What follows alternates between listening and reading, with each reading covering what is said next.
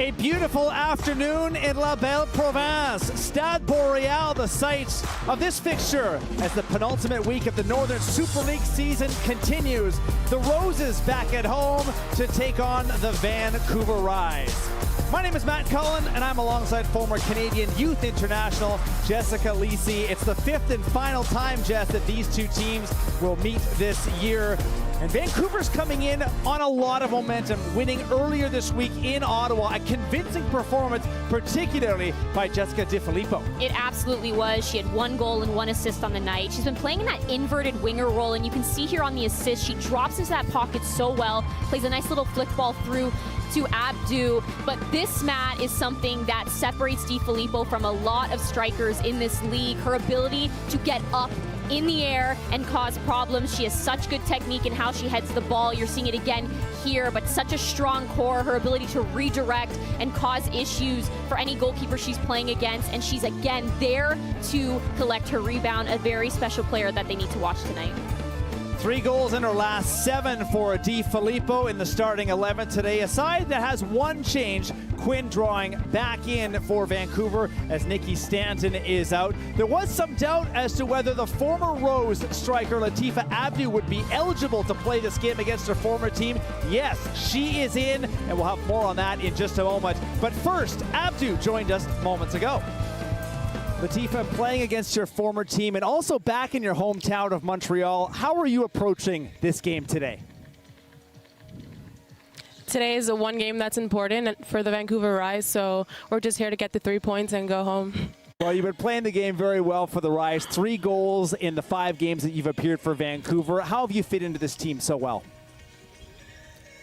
I mean, my teammates and the staff have been so welcoming, and they've made it such an easier way for me to impose myself in the game and connect with all my teammates. It's been really nice. And I've also met Jess that's been on the team that we've been friends for a while now, so it's pretty cool to be here. Thanks so much and best of luck today.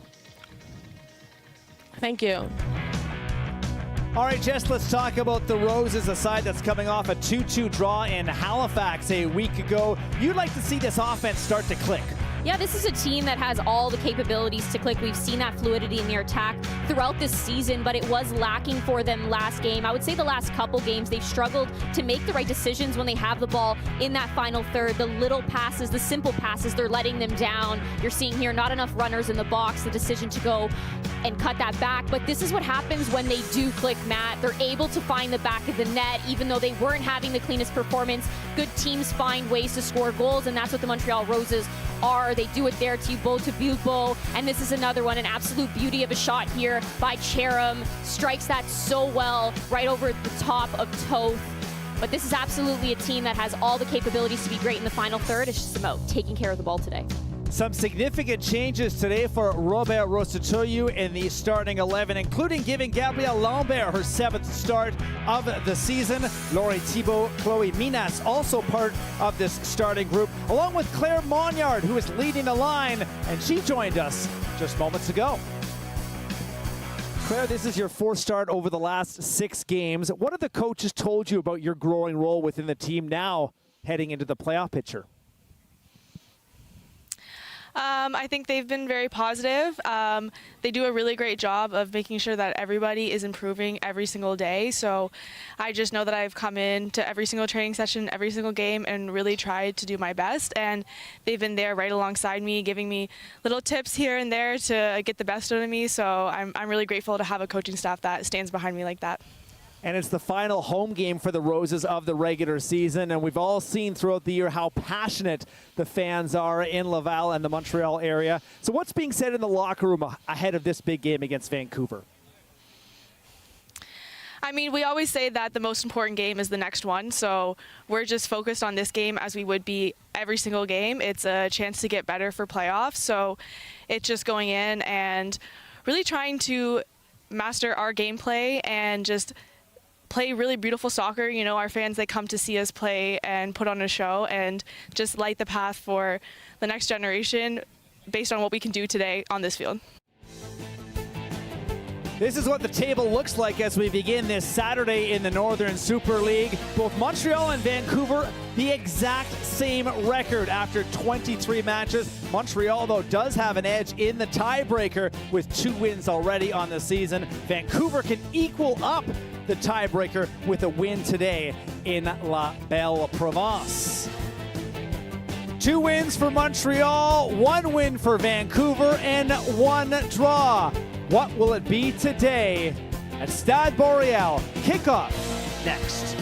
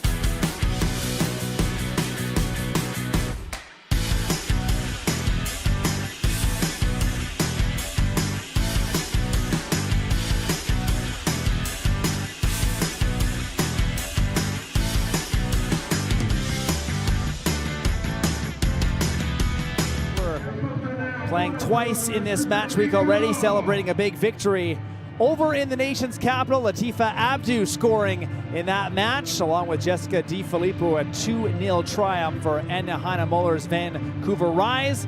Meanwhile, the Montreal Roses have stuttered a little bit at home, have 3 home defeats, Jess, in their last 5 games. Certainly heading into the playoffs, they would like to turn that around. Without a doubt, and we mentioned it a little bit in the pregame show, Matt, they need to clean it up in that final third because they do have that build-up, but it's that final decision that's letting them down. Their ability to put the ball into the back of the net, they have it, so it's about being able to put that out there today.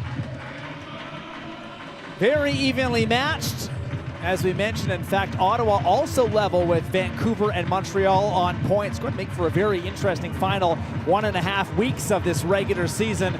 We know AFC Toronto has that top spot locked up, but the rest of the way, well, we'll have to find out. And that's what's on Robert Rosatoyu's mind today, is his Roses led by Claire Monyard, the London, Ontario native. Back into the starting 11 as her role continues to grow inside of this team. And we are underway on this beautiful day in Laval, Quebec. We're glad you could join us. Once again, Jess Lisi and myself, Matt Cullen, on the call. And it is Vancouver who have gotten off some fast starts lately, taking this ball wide with Lisa Peczurski. Crosses into the middle. And the Roses, just seconds into this contest, forced to do some defending. You're seeing right away there. That was something that caused issues for Montreal the last time these 2 teams met, really switching that point of attack and finding Lisa Peczurski out wide, getting that ball to the box. You're seeing how eager Di Filippo is to get her head on that or just cause issues in the box. So definitely something Montreal is going to have to be aware of.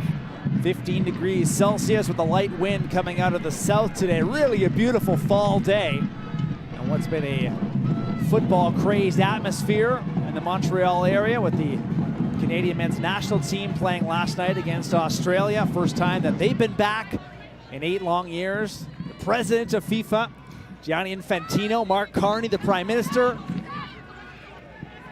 in for that match as well. And of course, this is the big fixture today between these 2 teams, which are locked on points. Vancouver's turn now with Holly Ward to try and find the ball. However, the throwing attempt is blocked, sent away towards goal and headed away by the Rise. Peczurski will now try and take a run at Laurie Thibault. It's well done there by Thibault to win that ball back. Sauvé wearing the captain's armband today. Started every match for the Montreal Roses. Start number 24 today. Will said to be the first player on her team to cross over the 2,000 minute mark. Sauvé. Okamoto decides to play this back to the keeper, Morgan McCaslin. McCaslin has to watch this ball go up and over top. So as we talked about off the top of the show, Jess, there was some doubt whether the former Roses striker Latifa Abdu would be eligible for the game today. She scored 6 goals before she departed midway through the summer and landed at the end of August with Vancouver. Certainly a decision that shocked some soccer fans across the country, and the initial agreement between the clubs that she would not be able to play against her former team. However, the Northern Super League stepped in and invalidated that claim, more in line with the FIFA regulations that every player is eligible to play against every team and every club. So Abdu playing against her former team in her hometown, no less, of Montreal. It's a big spot for her. Yeah, without a doubt, and I think, it's a bit of a gift for Vancouver, the fact that they are able to utilize her, and that's exactly what Heiner Muller said. She said she checked in with Abdu to see how she was feeling mentally, and she said, she's calm, cool, collected, she's ready, she's treating it as any other game, she knows it's a big game, and she wants to come out and perform for her team. So definitely a big moment for her to be able to be back in her hometown and play against her former team. For Montreal, that's something that was a bit of a shock for them in the sense of they had to leading goal scorer. Exactly, they had to pivot, they had to find a way for people to step up in her spot, and I think they've done a fairly good job at that. And Russ Toy, you actually mentioned he feels they're more efficient as of late in the final third in creating in their build-up. So I definitely think this is a big moment for her. I'm sure she wants to come out and perform today, Matt, without a doubt. Big spotlight on number 99, wearing the Vancouver Rise kit up at the attack. Mentioned also the connection she has with Jess DiFilippo, who we mentioned off the top. Born in Mississauga, DiFilippo, but grew up in the Montreal area. Played for Saint-Lazare, played for the Lakeshore Soccer Club, also helped Quebec to its first ever gold medal in the Canada Summer Games back in 2017. So it's also a big spot for Vancouver's other attacker in DiFilippo, who's been on torrid form as of late. I think they their strengths play off of each other really well. DiFilippo's that player that comes off the front and makes herself known in that pocket. She's able to turn and have that front-footedness to her where she turns on her first touch and is able to make the correct decision, whether that's her taking a shot, whether that's her slipping that ball through. And Abdu's very good at breaking that line. She also has the ability to come off the front and control it, but I think their strengths work well together and complement one another really well. Foul whistled against Abdu. Will be a Roses free kick. She also mentioned they're good friends, so that helps as well. The Quebec connection could work against the Roses here today. We'll have to see how that goes. DiFilippo, though, just one start in the first 11 games of the season. Is now a regular. This is her 8th consecutive start. She has 3 goals in her last 7 games.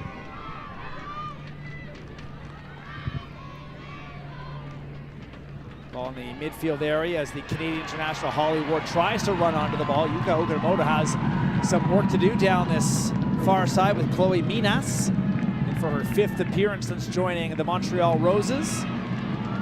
Taken again by Cheram, coming off a tying goal in Halifax, which rescued a point for the Roses. Ball now taken down towards the byline, headed towards the side by Jessica Cowart. Seeing how many Vancouver players are in there ready to get that ball out. Montreal, had about 2-3 players in the box. Cheram not able to connect with them, but she does do really well, and you'll see it here. She takes a nice touch by Okamoto and uses her pace, goes to the end line and looks back to cut it. She tries to get that over top of Cowart, but isn't able to, and Cowart does well to get that out. Cowart, a big presence on Vancouver's back line, stands at 5'8". There's also another player like DiFilippo, mostly coming in off the bench. Who started every match since the middle of August for Vancouver, who have had some injuries at the center back position, and that's been an issue for Anna Heiner Muller. And it's definitely something they've had to adapt to, Matt, and they've struggled in the sense of, pace is not necessarily their strongest attribute, so having to be aware and adjust to that. You're seeing there just Thibault not timing her run, a little too eager to get forward on that slip ball through, but ends up being offside.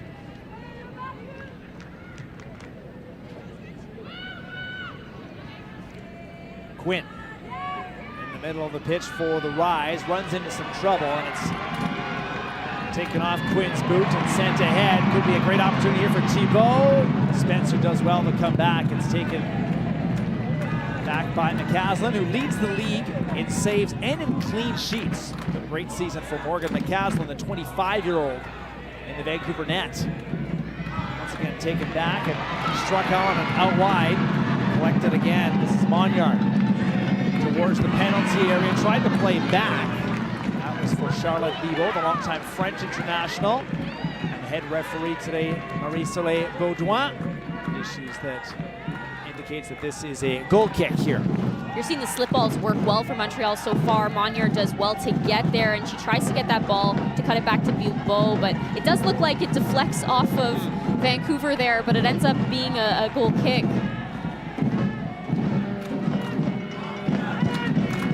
Vancouver will take it. Spencer tried to go into the middle. Quinn again runs into trouble. However, Vancouver has won the foul as we cross into the 9th minute. Mentioned the head referee for today, Marie-Soleil Baudouin. Doesn't get much more experience in this country than Marie-Soleil, 42-year-old, originally from Quebec City. Has been to 2 Women's World Cups. And was also the first ever match referee in this league's history, and perhaps not a surprise, her 14th appearance of the season is the most of any referee this year.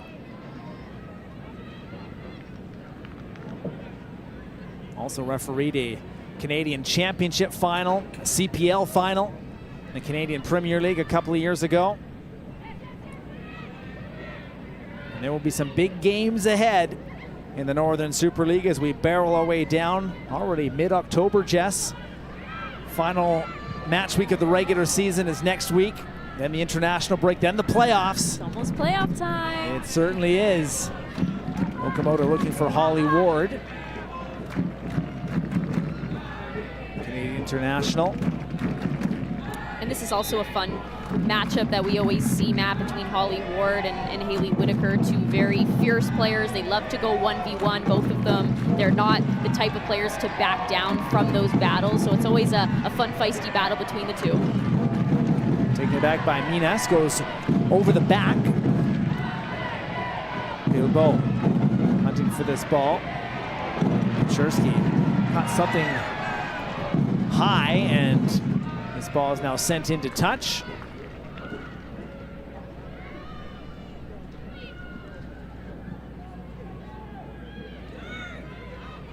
Okamoto.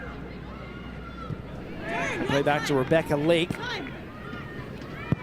New Zealander in for her 3rd start and 4th appearance since joining the Vancouver Rise back in early September. Spencer. Hess making sure that there's not much room to operate. Quinn puts this ball out wide. Okamoto has some room to run. However, that gap closed relatively quickly. Ball play now just on the outside of the penalty area. Pechersky steps over, works back towards the middle, played off again, and the Rise have struck. DiFilippo continues the red-hot pace, and the Rise lead early in Laval. We spoke about the threat that DiFilippo is when she's outside of the box. More importantly, Matt, when she is inside that 18-yard box, you have to be aware of her. And Lisa Pechersky does really, really well to get that ball into the box, finds DiFilippo's feet, and we'll see it here. But Okamoto, it actually starts here. She recognizes that that switch of play is on. She finds Pechersky pulling out all the fun moves, and then finds DiFilippo, who is waiting for that ball in the perfect place and strikes that so well to get that into that far corner.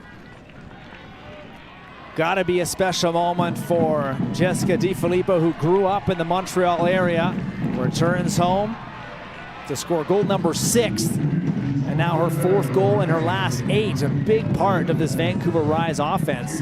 How about Pechersky as well, drawing her 4th assist of the season. Some fancy footwork, looking like you. Back in your big attacking days.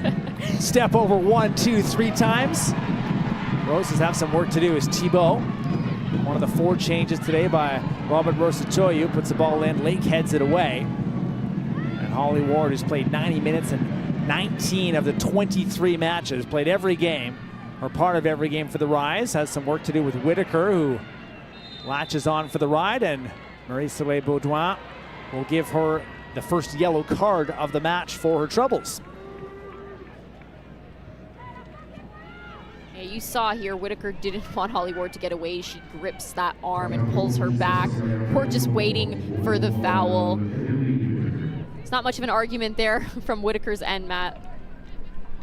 Third yellow card of the season for the 25-year-old.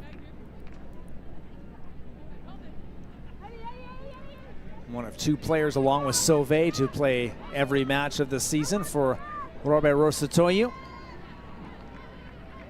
Big part of this team, but now Whitaker will have to be careful for the remaining 78 minutes of this match. And that's a rivalry now that Holly Ward can really try and relish. Pechersky into the middle, Quinn. Quinn plays back, Lake. Nice ball through. And it is Ward again, taking on Whitaker. That same matchup again. This time Whitaker does well, stands her ground, is able to keep the ball in the field of play.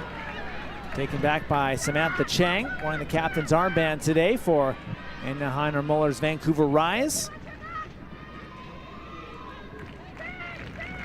Chang continues to have a standout season, 7 goal contributions in total, 4 goals, 3 assists.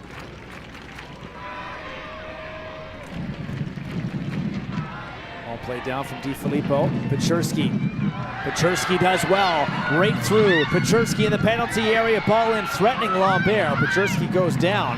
He's able to get around Laurie Thibault, who was all spun around. I will say, Matt, as someone that has played and trained alongside her. There's an opportunity, though, for Cheram in the penalty area.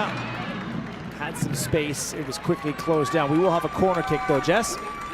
Just to continue that, as someone that has played and trained alongside Pechersky, she has always had all the tricks up her sleeve. She's always been so great with her feet. Her IQ is high. She knows how to get around people in 1v1 situations.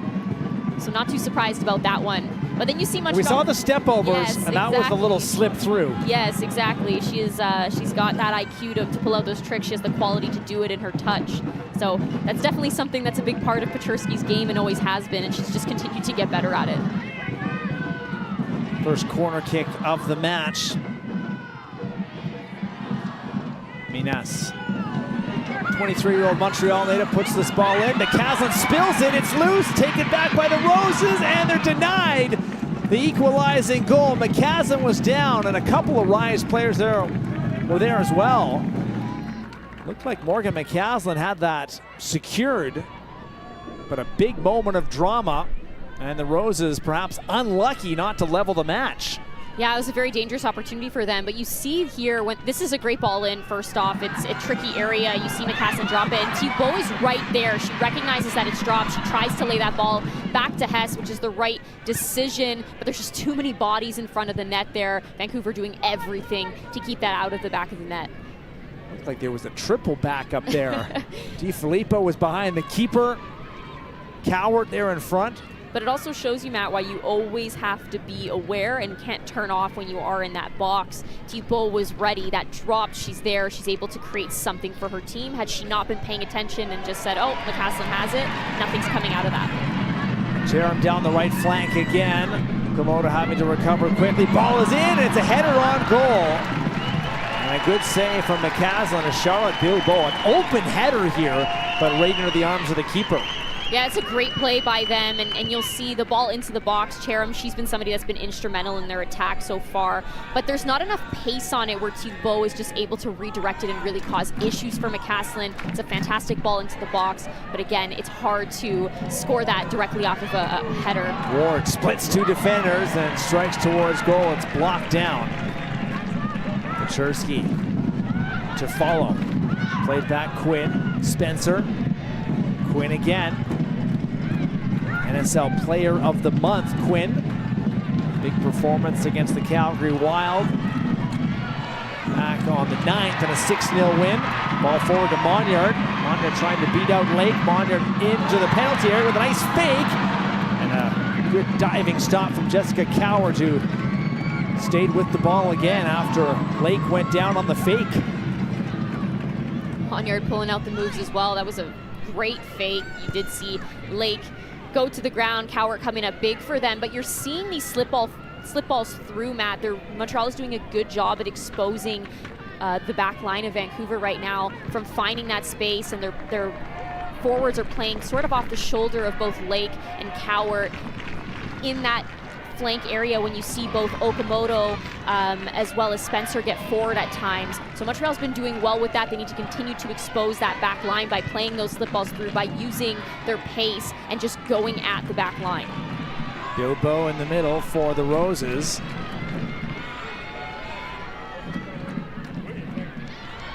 Trying to size up the Rise, and instead we'll go back. I think the coffee must have been on extra strong this morning, as these two teams have come off right out of the gun firing today. And that's what you expect. You expect that from two top teams in this league. They're both teams that have showed that they were contenders. Of course, Toronto has secured that first spot, but there was one point where we weren't sure. All these teams were making a run for it. They were all capable of securing that. So not too surprised that they're both coming out guns blazing today. Bilbo, interesting ball is in just outside the penalty area, sent away by the Rise, and Charlotte Bilbo will counter, this time down the left flank. However, the pass to Laurie Thibault. The Bilbo-Thibault connection is one that we have to watch out for today. Broadcaster's tongue twister, my favorite. Yeah, that was the goal call we had in the last matchup. It was a difficult one. I thought I was going to stumble a little bit. We got it. Pulled it off. You did great. Robert Rosatoyu making 4 changes from that last side that came back not once but twice to earn a point on the road against what's been a pretty tricky Halifax team for this Roses side. And what he said in our broadcast call, because the team does have 5 home losses on the season.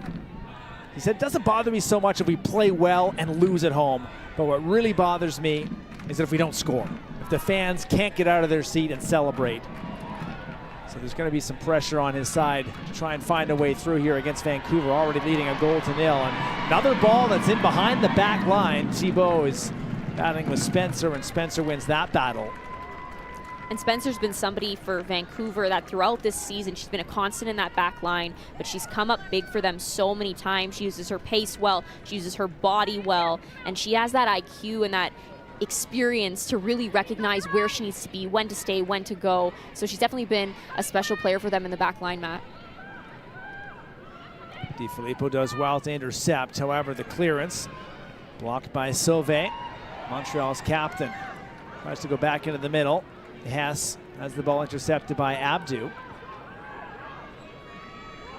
3 goals in 5 games for Latifa Abdu since joining the Rise, including a brace in her debut. That big win we mentioned over the Wild. 6-0 was the final score. And Abdu and DiFilippo scoring 3 minutes apart earlier this week in Ottawa. That's something that's Hunter Muller said was a challenge, to play essentially 2 matches in 4 days with the travel. Yes, Ottawa and Montreal relatively close, but tight turnaround for this team. Yeah, and she mentioned to us, you know, they're paying attention to that physical and mental load, and they're really trying to balance it. They shortened training before this matchup. They also, you know, shortened film and put those set pieces all into one meeting. So just to give them a bit of a mental break, Matt, but as well as that physical break that's needed sometimes. Pechersky looking for this ball taken down. Free kick awarded. Sauvé doesn't agree. It's going to be a great chance here for the Rise to double their lead in Stade Boreal. Here's a look at Anya Heiner-Muller. With all the festivities going on yesterday, had to delay our broadcast call by an hour and a half. Why? Why is everybody in Montreal late? The traffic. The traffic. She did say that she saw some beautiful scenic routes, though, so it was worth it. Certainly is a beautiful drive from Ottawa to Montreal. Without a doubt. No problem for us. Always great to chat. All the leaves were changing. Yeah. Well, whatever it was, seemed to have worked so far for the Rise, who have had some great opportunities, capitalized on one in the 10th minute, and now have a set piece opportunity.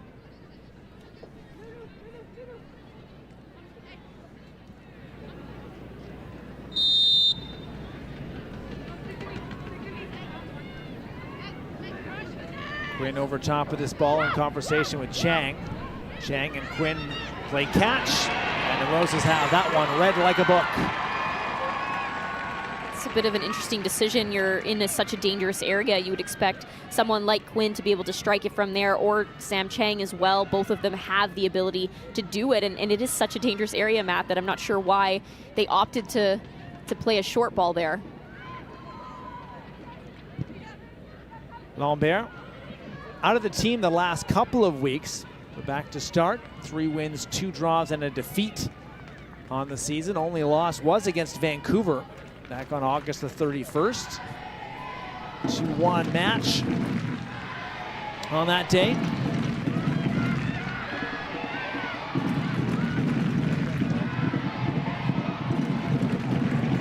Spencer's ball, it's intercepted by Sauvé. Works into the middle, Bilbao. Chased by Abdu. Bilbao now facing pressure from Peczerski. Looking for that ball forward again. Cowher will let Morgan McCaslin take over.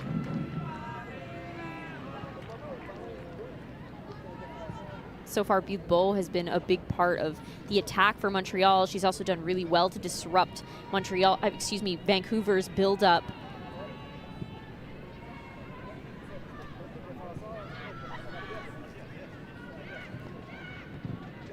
Spencer into the middle, now played out wide. Peczerski again, and Sauvé will meet. Peczerski into the middle, ball played forward. Di Filippo, already a goal today, goes down, and Marie-Soleil Baudouin quick to wave that off. She doesn't win that PK that she's hoping for, Matt, but that starts from Di Filippo once again dropping into that pocket, playing that first-time ball out to Peczerski. Her recognition to do that on the first touch is what also has made her so great this season for Vancouver Rise. Ball almost sprung free to Abdu, and that's one we're going to watch if she can burn her former team here. I know she was hoping for it, but I don't see anything in that. The head referee had great positioning as well. Sent ahead. Down this far side, now lacrosse played in. Cowher sends us away with a stern header. Taken back by Minas. Minas, ball a slow one, looking for Whitaker, and Ward read that well. Chang in the middle, and now Quinn. Good ball out wide. Ward and Lucy Capadona will now do battle just in front of the corner flag. The midfielders Chang and Quinn. Quinn's ball, Spencer into Abdu, and once again a very close connection and a near miss for Latifa Abdu from Spencer. It's a good idea. You see that slip ball, you see it all there, the thought process that Spencer had, but she just overhits that slightly. Quinn does well to find Spencer, and she recognizes here, oh, I can slip it through to Abdu, but she does hit it just a little too hard in the end. Lambert took an extra touch. Bilbao in the midfield. All played to Cheram. Kang Cheram. Good ball out wide. Thibault right towards the keeper, but just a little bit too ambitious with that ball forward, looking for Claire Monyard, the London, Ontario native. It once again comes down to that decision making and the recognition of what the game is presenting to you and how that will help you make the correct decision. She tries to play an early ball there, but it's not on. Ball played to Abdu. Abdu has a step. Abdu just a bit too heavy on the touch. And that's the third time now that Latifa Abdu has threatened Gabrielle Lambert on the Montreal net. We know Peczerski is a player as well that loves to dribble and draw players in. She plays a nice slip ball through to Abdu. Abdu's touch just gets a little bit too ahead of her and ends up going out of bounds. Lambert does well to make herself big as well. And you see both Hill and Capadona recovering to cover that net. But they have to be aware of the threat of Abdu, and I'm sure they already know that as her former teammates, the pace that she has and the ability she has to score goals. Abdu really looking dangerous though. Without a doubt. It's a big spot for her hometown, of course, against her former team. Peczerski just trying to get around Stephanie Hill. Spencer, Coward now. And Bilbao does well to fend off the two Rise players. Taken back by Ali Hess. Capadona looking down the right flank, and this time it's overstruck. There's not much of an option there. You see Whitaker trying to make that run, but Holly Ward is aware of it. She's in great positioning. Very difficult to be able to get on that and create anything out of it, but also the pass letting her down and Capadona overhitting that.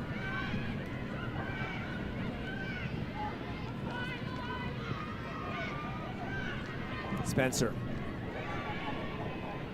Again, DiFilippo showing what she can do in that attacking pocket and really coming off the front.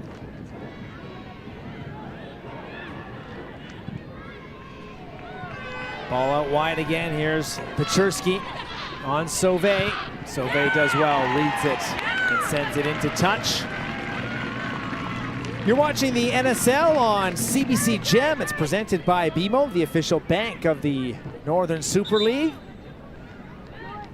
Another match to go today as week 26 rolls on. Calgary and Halifax set to play at 2 p.m. Eastern time. And then 3 more matches to go in the regular season. And that's it, playoff time. It's pretty crazy, Matt. Feels like it just started yesterday. 25 games each in 27 match weeks. It's a tight schedule. Reminder, you can catch that today on CBC. Across the network, Calgary Wild against the Halifax Tides. But right now, some business to settle at Stade Boreal. Okamoto has the ball taken off her boot by Cheram. Cheram will play wide. Looking for Monyard. Chang does a fine job backtracking there. There have been spaces for the Roses to attack. They just haven't quite had that precision yet for the first half hour. You saw in that specific situation, Cheram coming across, looking to be able to slip someone through on the opposite side, but it was actually Whitaker that would have had that fast break had she gone back towards the side she came from. Minas' ball headed away by Lake. Chang will knife this forward, taken back by Abdu. 2 Roses players meet her. Take it back again. Hill puts this ball in. Coward, header away. Hess and Peczerski. Peczerski goes down rather awkwardly in the midfield, and Ali Hess with those big strides in the midfield.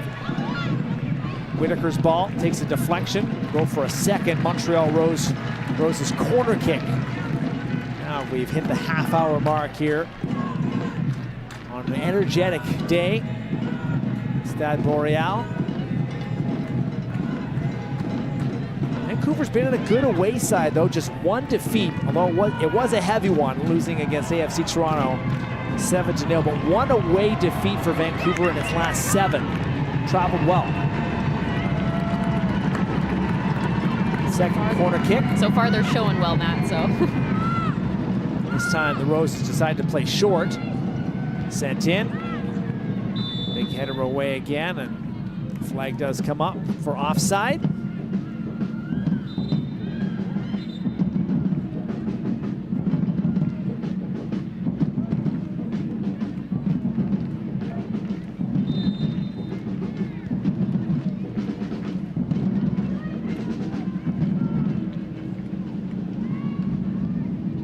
Minutes to go before halftime.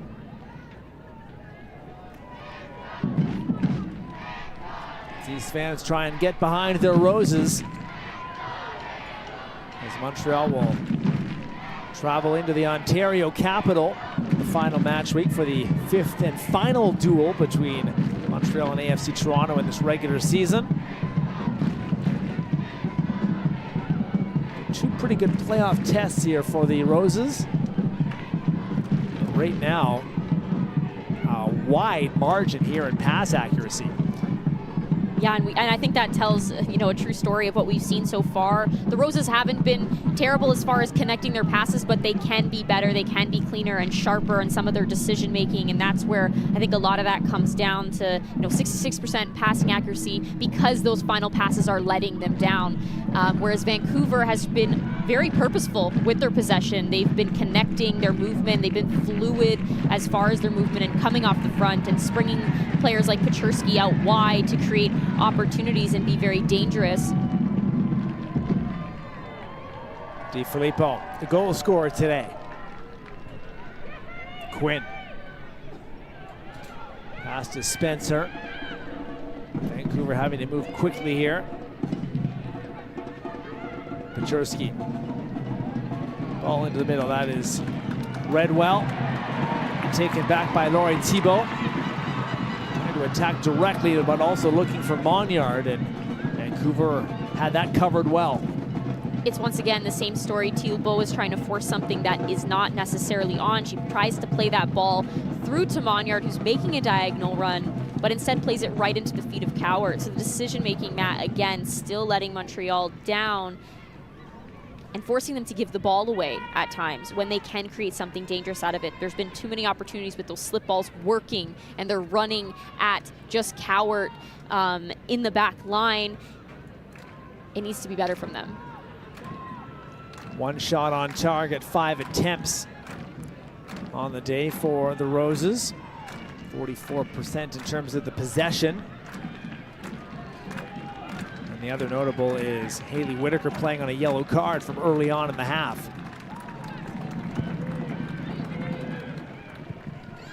Lake's ball takes a deflection off Cherim into touch.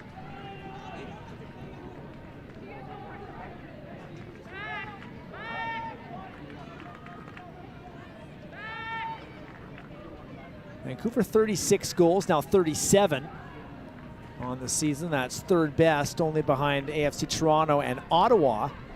But they do concede a lot of goals, and their +2 goal differential, that's the worst amongst playoff teams. Is that a potential cause for concern as we head into the biggest matches of the season?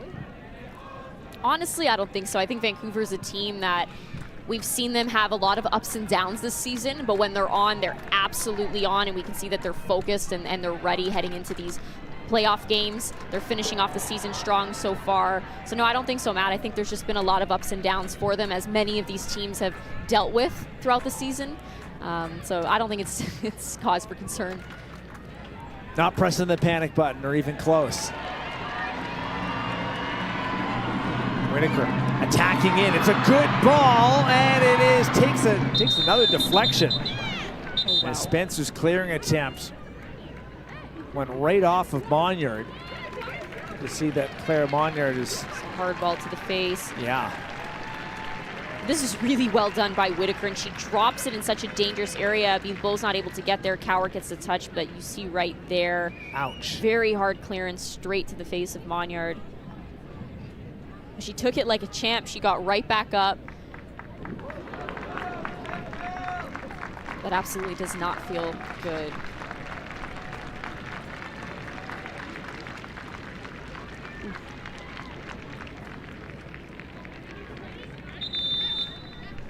Referee very quick to stop play, and Claire Monyard will certainly receive some medical attention. And as you mentioned, how about the toughness factor there, not even going to ground? Nope, she was ready. And I mean, we've seen that from Monyard, right? She's a fighter. She's somebody that brings so much resilience, and she plays with that. She plays with her heart on her sleeve. So I'm not too shocked by her strength there, Matt. And right back onto the pitch. Montreal's number 14, a ball ahead down this left side. Ward and Whitaker realizes that pressure is coming, just puts it back into touch. Taking the safe option.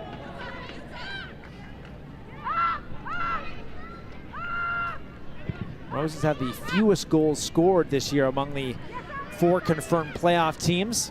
Really can't afford to go down a second goal before halftime. Pechersky's ball takes another deflection, struck on towards goal, and that one another close call. Top of the penalty area. And guess who? Latifa Abdu coming close again. That's her 4th good chance I like that it rhymed, Matt.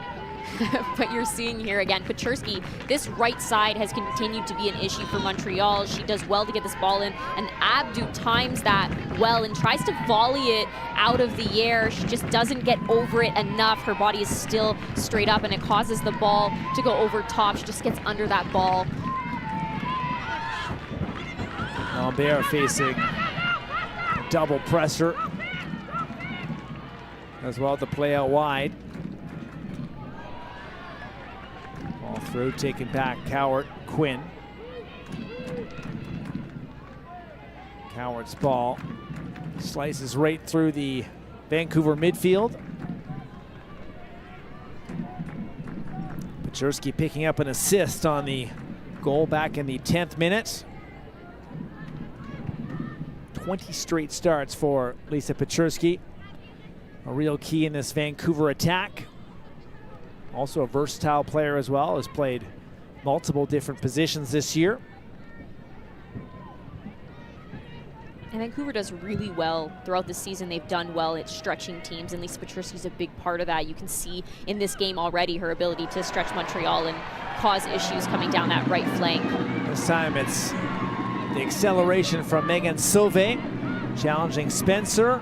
All sent into touch. And it will favor Vancouver here with 7 or so minutes to go before halftime.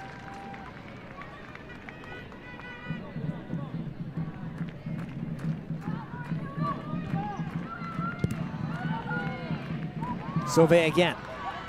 Wins the ball back. Chloe Minas strikes towards goal, and McCaslin watches that sail over top of the crossbar for a Vancouver Rise goal kick. Not a bad attempt. You do see her look up and recognize that there's not many options for her. She's got pressure coming, so she opts to try to strike that from distance. She doesn't quite strike through it. She doesn't finish that motion, and she gets shoved a little bit as she's following through, which causes the ball to go over top. But overall, a good idea from her. Vancouver trying to organize itself, but sent into touch again.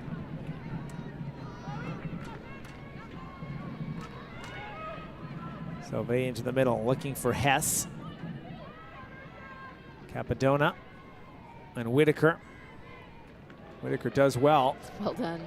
To get past Ward and Cherim down this right side. Now Whitaker charging right at Sam Chang. Whitaker trying to get this cross in and does so. Spencer heads it away. What we're seeing work so well for Montreal, Matt, is that right flank and those overloads of Whitaker overlapping when Okamoto's being pulled out. Monyard's ball, looking back post, that's pushed away. Minas and Abdu meet, taken back now by Ward. Ward's got good pace, Abdu does as well, and Abdu's pass intercepted by Lucy Capadona. The second in Montreal minutes played this year. Will also cross over the 2,000-minute threshold today if she's able to play 90 minutes, which is usually par for the course. 90 minutes in 21 of 22 games for the Montreal center back Capadona.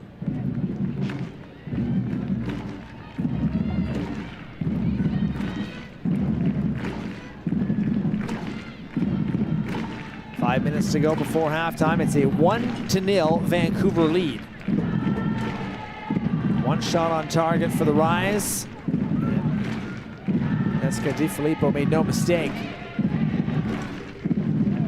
Heavy collision there. Abdu going over the back of Minas.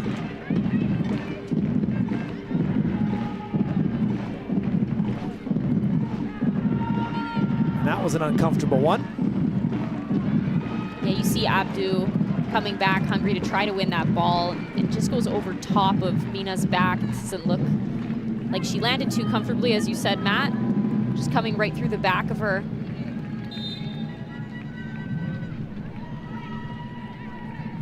Abdu third in the Golden Boot race this year with 9 goals, 6 with Montreal, 3 with Vancouver. Free kick to the Roses. Sauvé puts this ball in. It's headed away. Cherim and Ward meet, and Ward with good pace. Does she keep that in? No. So Montreal will try and keep the pressure on, looking for the equalizing goal. Roses won the first 2 matches of the season in April, and then again on June the 7th. Then a 0-0 draw, and then a 2-1 Vancouver win, with Ward and Pechurski scoring back on August the 31st. So with the tiebreaker being head-to-head, the Vancouver win would move it down to the next tiebreaker, which could be interesting in terms of home field advantage in the semifinals. This is Hess, back post, headed away again by the Rise. Jerem has a decision to make. We'll play it back to Monyard. 25 yards from goal. Facing pressure, will move out wide. Jerem's ball, dealt with by Cowart. This time into touch. It's a good idea, Matt, but the delivery has to be better. They have to be able to get something out of these opportunities, get the ball in the box, drop it where your players are, cause some commotion in front of that Vancouver goal. Another ball sent in, and so Roses continue to ask more questions. This Vancouver back line, Monyard goes down. Play continues on as Abdu attempts to clear. And now Latifa Abdu will send this away, just to relieve some of that pressure.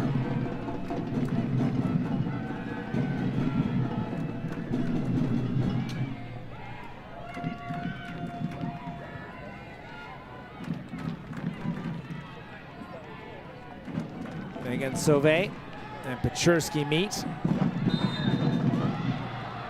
Sauvé did have some help, but Pechurski going down has won the foul for the Rise.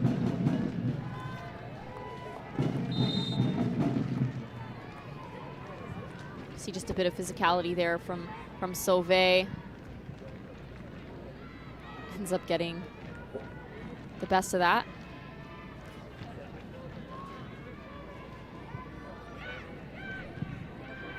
Into the final minute before stoppage time in half number 1. Visitors from the West Coast leading still by a 0-0.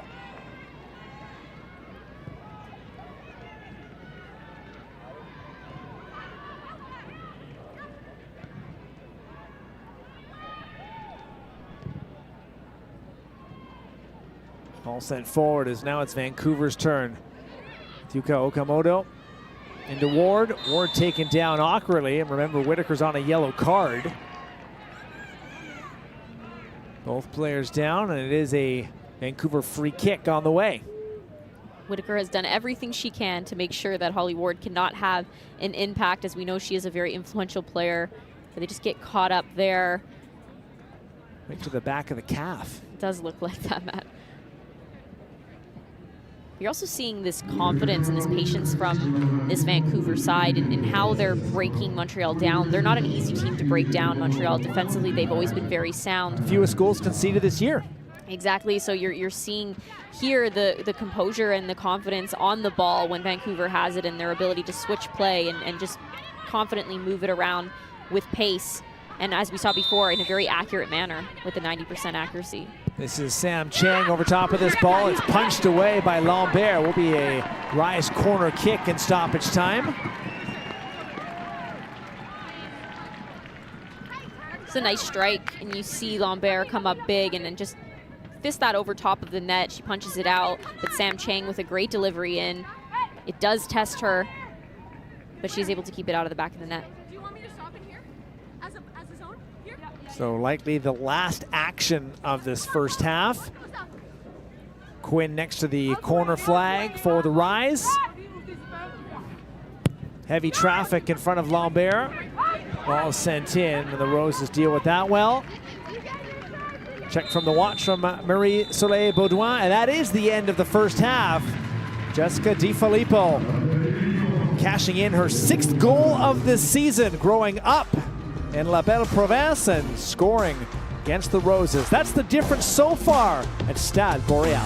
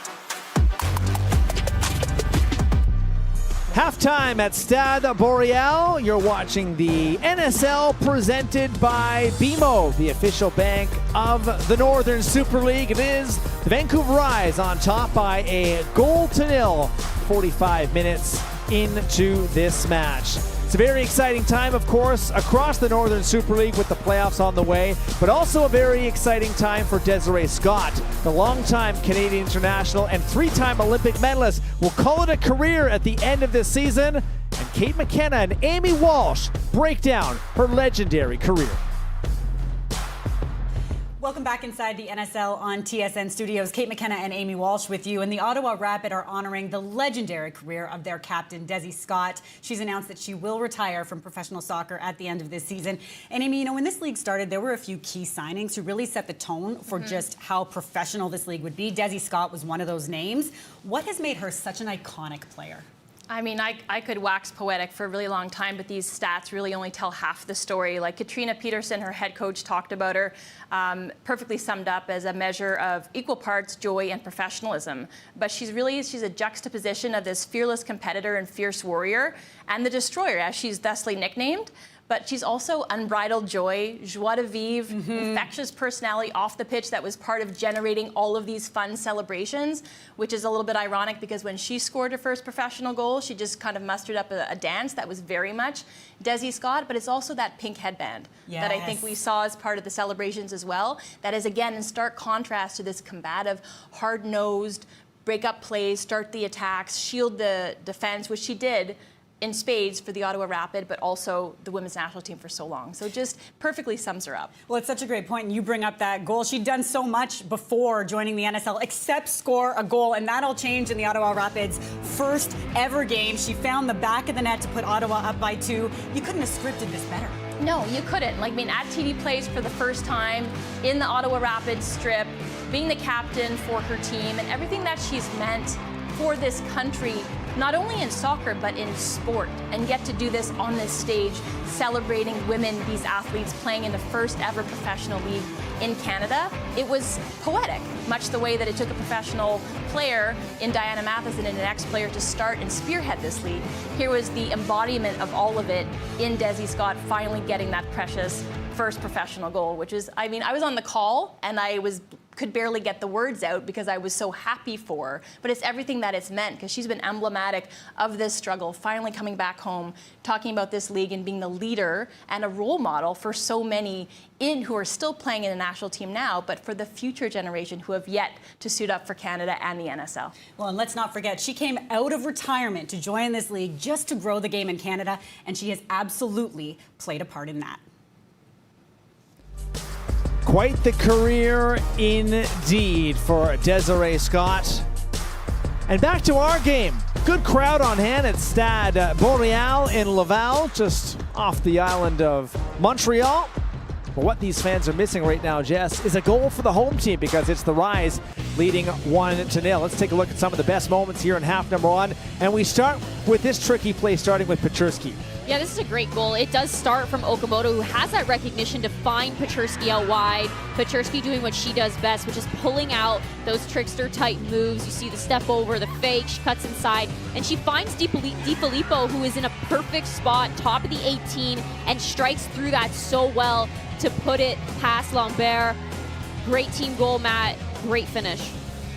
However, Montreal did have a couple of moments as well in that first half, showing a lot of space down the flanks. And I know you wanted to talk about the slip balls as well, opening up some opportunity.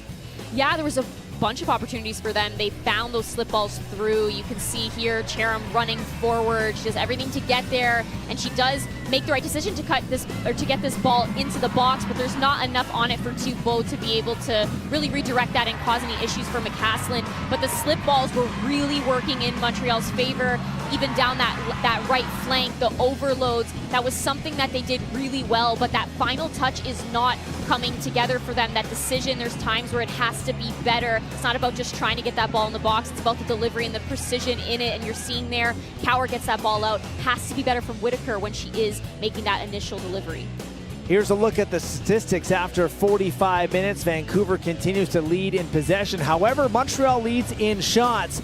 Both teams do have a shot on target. And in Vancouver's case, It was the 6th goal of the season for Jessica DiFilippo. 1 half still to go from Stade Boreal. That second half is on the way.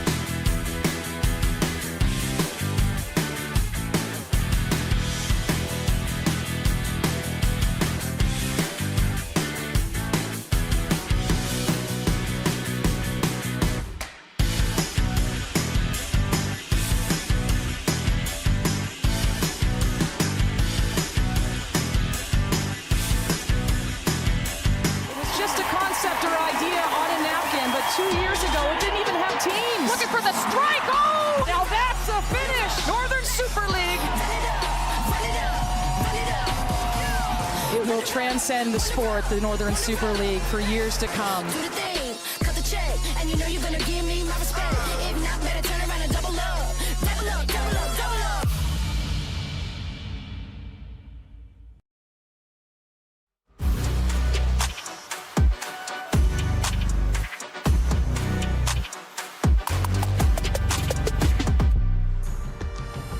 Welcome back to Stade Boreal. It's halftime with the Rise leading by a 1-0. You're watching the NSL presented by BMO, the official bank of the Northern Super League. Was a big week for the greatest to ever lace up the boots for Canada. Christine Sinclair was honored in Soccer City.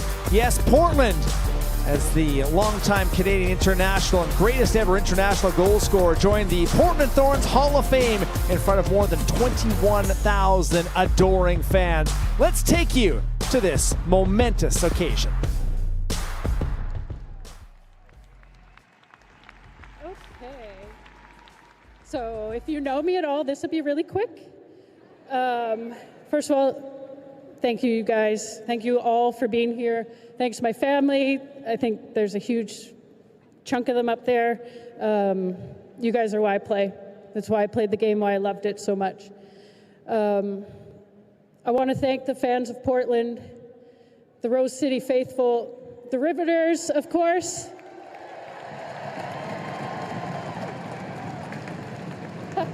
And every single supporter who stood behind us, you know, through the highs, the lows, the wins, the losses, a few championships. Doesn't matter what they said, you guys are truly the heartbeat of this club, and playing in front of you has been one of the greatest honors of my life. To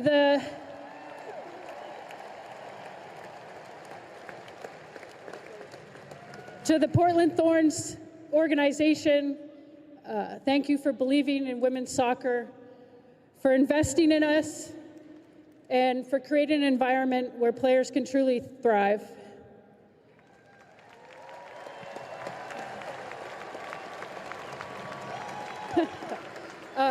To all my teammates, the ones that are here, the ones that for some reason couldn't make it, you pushed me, you inspired me, and shared in every moment of this journey. And I hope you know that none of this would be possible without you. To my family, 4 of them, the rest chickened out, they're up there. Thank you for your love, your sacrifices, and constant support. You've been with me every step of this incredible, wacky journey, and this moment belongs to you as it does to me. Yeah, they're great. What? Standing here tonight as the first player to have their number retired by the Thorns is truly humbling, but also I don't know who else would want to wear number 12, so yeah. Look, when I played, I never set out for the records or recognition, only to give everything I had for the game I loved, for this team, and for this city.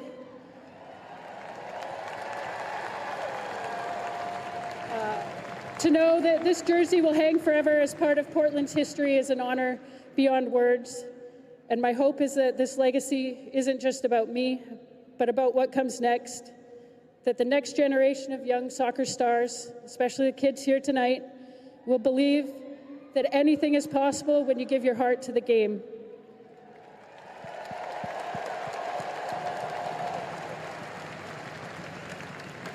So one last time, thank you, Portland, this city, this team, and all these fans.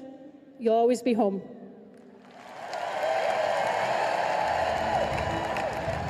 Let's hear it one more time for the first ever Portland Thorns Hall of Fame member, with her number 12 forever retired from the pitch, Christy Sinclair.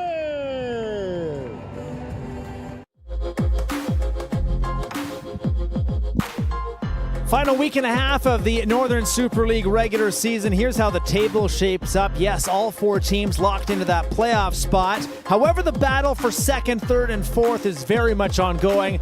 The Ottawa Rapid right now do have an extra game played ahead of the two teams in our fixture at the moment, Montreal and Vancouver. So the winner, or even if it's a draw, both Montreal and Vancouver would jump ahead of Ottawa with one game to go in the Northern Super League regular season. And we do have one more game coming up today. And yes, we'll take you out to McMahon Stadium in Calgary, where the Calgary Wild will take on the Halifax Tides. You can catch that one 2 p.m. Eastern Time, 11 a.m. Pacific across CBC TV.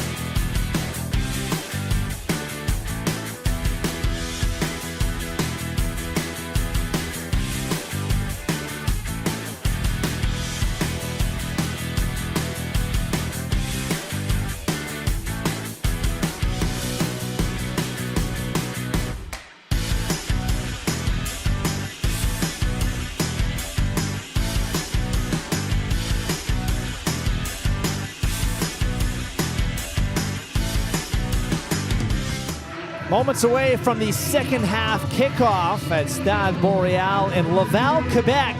The Montreal Roses trying to avoid another home defeat. They've got work to do, trailing the Vancouver Rise by a 1-0. We do have some changes coming up here, Jess. Some activity on both touchlines. Expecting that Ali Hess will come out of the lineup, and Felicia Waugh, who got the start in Halifax at Wanderers grounds against the Tides a week ago, will come in for second half duty. Rebecca Lake also coming out of the Vancouver team. Nikki Stanton will come in. Quinn also coming out, and Hagman also entering the match. So it's going to be a new look to this match, particularly on the Vancouver side. Yes, playing midweek, but the goal scorer, Jess DiFilippo, comes out of the game. Well, we spoke about the amount of depth they have as well, Matt, and DiFilippo has been such an instrumental part of their success in the attacking third, but Mariah Lee has also played a big part. Abdu, we saw how active she was in that first half. So although DiFilippo is no longer on the pitch, there's still a lot of firepower out there for this Vancouver Rise team. Mariah Lee, 5 goals on the year, did the heavy lifting in terms of her goal scoring early on in this season. But has certainly had a big role, mostly coming in off the bench as a substitute. We begin half number 2 between the Roses and the Rise. Glad you could join us here on this beautiful Saturday afternoon Jessica Lisi, former Canadian Youth International, alongside. My name is Matt Cullen. So one change for Montreal. Doing some quick math here, and math is not my strong suit here, Jess, but 3 changes for the Rise with Lee Stanton and Sophia Hagman all coming in. Well done, Matt. Good math. Yeah, that was a tricky one, so I'm glad you got through it. Okay, I'm glad you're there to support.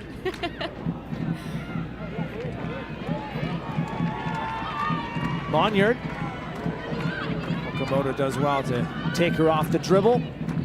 First touch on the afternoon for Nikki Stanton. We'll be celebrating a birthday in the next couple of weeks. Set to turn 35 years old. Great career with the NWSL, Chicago Red Stars, Seattle Reign. Won the Shield with the Reign in 2022. And now a big part of this Vancouver Rise team that's hoping to, well, lift the cup. The Diana B. Matheson Cup. That's what's on the line here for these playoff teams. If you missed that announcement from a week or two ago.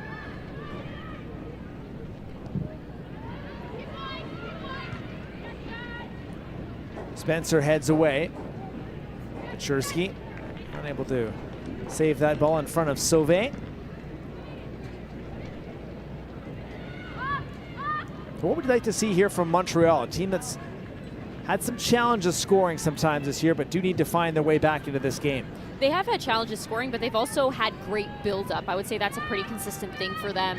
They control the ball well coming forward. They pick their moments to create dangerous opportunities, but that final pass has been letting them down. Their precision in the box to be able to find the back of the net. But in that first half, Matt, that ball over the top, that slip ball through was really working well for them, as well as creating that overload with Chairman Whitaker on the right flank, getting crosses into the box. That's what they really have to, really dig into in the second half. That is what worked for them. That is what has continuously worked for them all season long. So when that direct play is on, play it, utilize your pace, and those overloads and getting those balls in the box, the precision just has to be better. Okamoto's pass intercepted by Whitaker. Crosses in that first half, 14-4 for Montreal. And that itself tells the story, right? You have so many opportunities to get good delivery into the box. It has to be better. And then on the flip side, it's also the runners. You need to be running with intent. You can't just be simply getting into the box. You want to be in there. You want to be timing your run. You want to be putting your body on the line. So there also has to be a bit of that in the second half from them. Just that putting their body on the line and that grit inside the 18-yard box. Jessica Coward backtracking. Need to make a decision. It's McCaslin sending this into touch. Protecting this slim 1-0 lead. Ball played to Monyard. Back to Minas. Minas' ball headed away by Okamoto. Capadona will take over. Out wide, Whitaker. Another cross in. It's headed away, this time by Stanton. It will jump up and play wide. Thibault. To Sauvé. To the middle of the pitch. Opportunity now for Minas. Turns around to face goal. For that next best option. Capadona. Vancouver has every player behind the ball now. You're seeing them comfortably sit in their shape and defend that 18-yard box. Headed towards goal by Monyard, but not enough pace to really threaten the keeper. And the supporters section here, they have been going strong since the opening kickoff. Montreal is certainly one of the better atmospheres when it comes to Northern Super League. You know, the only thing they're missing, Matt, is Matt Cullen on the trumpet. Was it the trumpet? Yes, it was. We did visit the trumpet. It was earlier this year. Back in the summertime, we had a trumpet player. Haven't heard the trumpet player today. And well, my trumpet skills are really not what they used to be. I don't believe that. If there were any skills at all to begin with. So they're doing great.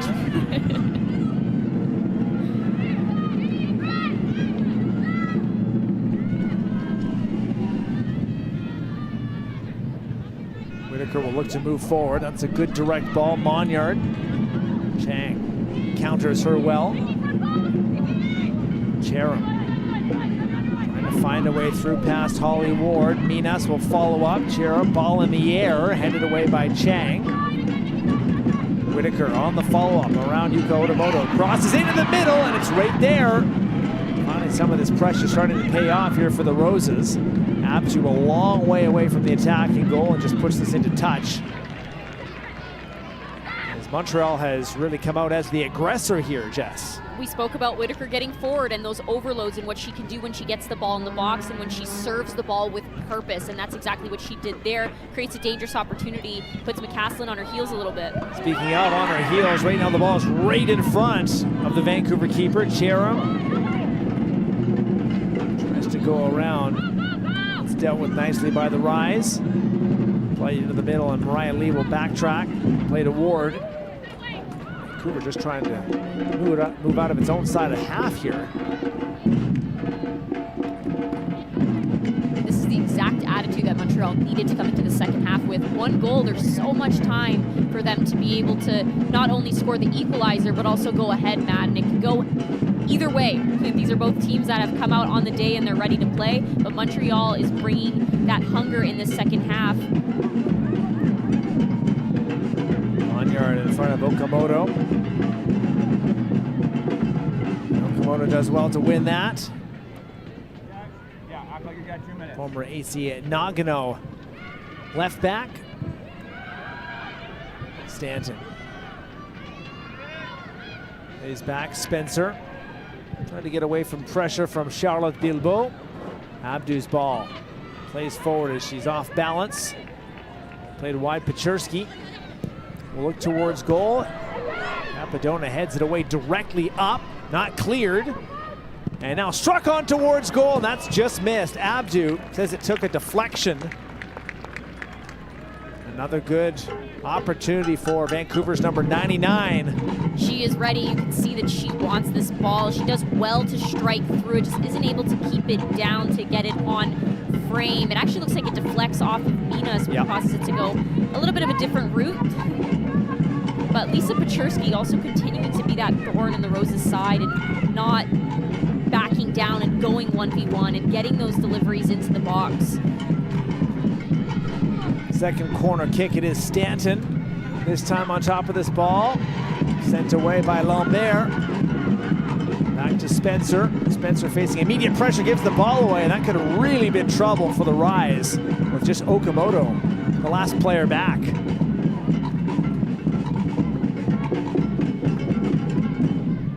But the Rise do get away with that, and here's Ward attacking Whitaker, crosses in, sent away again by Minas, only on a half clearance though, and the follow-up comes, and that is well over top of the cage again. That one from Sophia Hagman.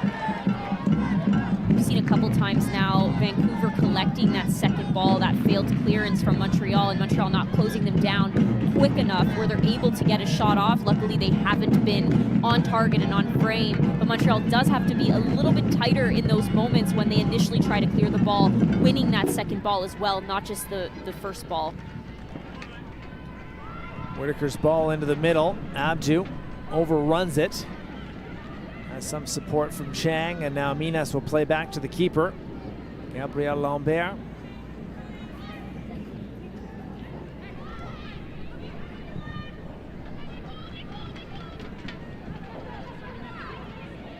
After a tense first 5 minutes, Vancouver's looked a little bit more comfortable over the last few, and that's a great little piece of work from Abdu. Abdu looking to run onto this ball. Abdu towards goal, and Lambert coming out, brave to take on that ball with Abdu bearing down, and it's the right decision from the Montreal keeper. It's really well done by Abdu. She shows what quality she has in her footwork and her ability with the ball at her feet, and then she continues her run, so her IQ shows she wants that ball back. She isn't able to beat Lambert there, but the idea is absolutely spot on from her. Abdu continues to knock at the door. Already 2 early chances within 10 minutes in half number 2. And here's another look. You love to see it. You love to see the confidence to pull that move out, but Lambert does really, really well here. I don't want to take that away from her. Just slightly off, and you see Abdu there showing just a little bit off. She just missed it by that a tiny bit, but Lambert doing really well. 10 minutes into half number 2. This game very much hanging in the balance. Given away here though by the Rise. Minas trying to play forward. Monyard, Minas chips this ball up and over the top, and McCaslin is first to the ball just ahead of Cheram. Rise appealing for an offside as well.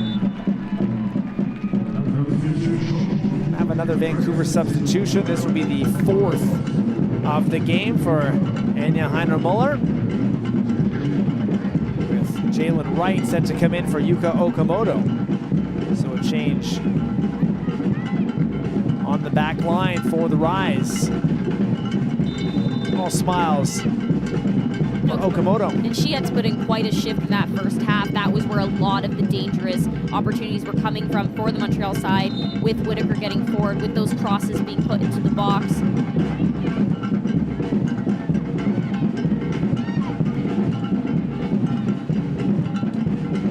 Right, also a Quebec native, grew up just west of Montreal. Notre-Dame-Ile-Perrot. No French, you've been really specializing in that lately, Jess. That's enough, Matt. Don't expose me on air. Well, we've had a lot of Montreal games, so the bilingual element is...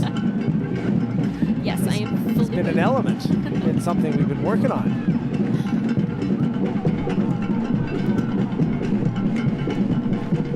Anyway, long story short, lots of Quebec connections in this Vancouver team.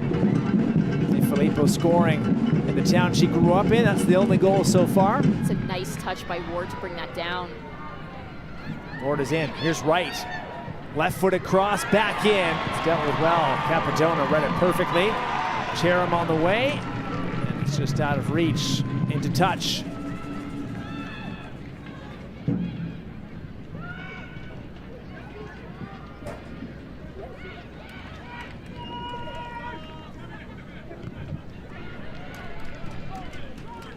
Then forward and Ward again.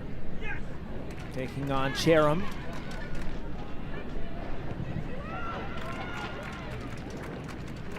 Right to Spencer. It's brought down well by Spencer as well. Chersky cutting towards the penalty area. Now ball delivered in, looking for guess who? Yes, Abdu again leading the line. This time Coward wins that duel. Sends forward. Abdu and Hill will meet here. Abdu puts a cross in. And that had some danger to it. And once again, Montreal, last 4 or 5 minutes, it's been Vancouver running at the front foot. It's well done by Abdu in that situation where, you know, she has that pressure from Hill, which we've seen. Hill is not an easy player to go in a battle with, especially because of her stature and her size. She has that physical presence, but Abdu does well to go end line and still put in a quality enough cross by cutting it back. This is given away though by the Rise. This might be the opportunity that the Roses were looking for and waiting for. Monyard's ball played, Pechersky backtracking. And Thibault unable to corral it. And push forward here as we've almost reached the hour mark. Stade Boreal.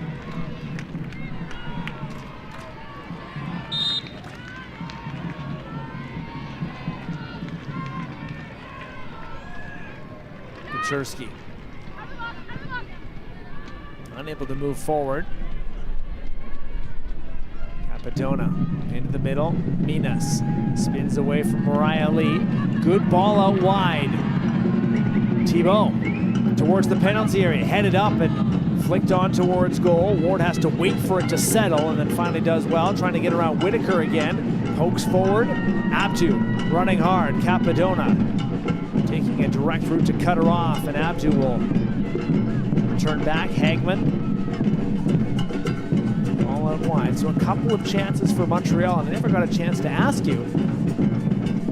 So we've talked a little bit about what you'd like to see from the Roses here. What about Vancouver protecting a 1-0 lead with just over a half hour to go?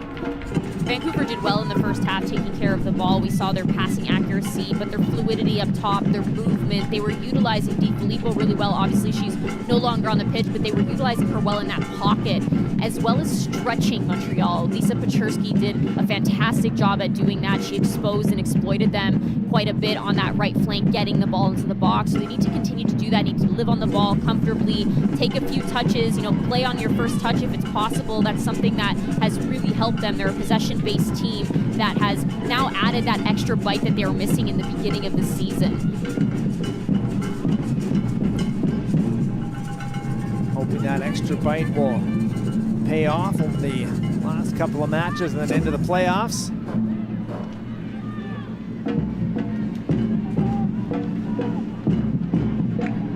Rise will end the regular season.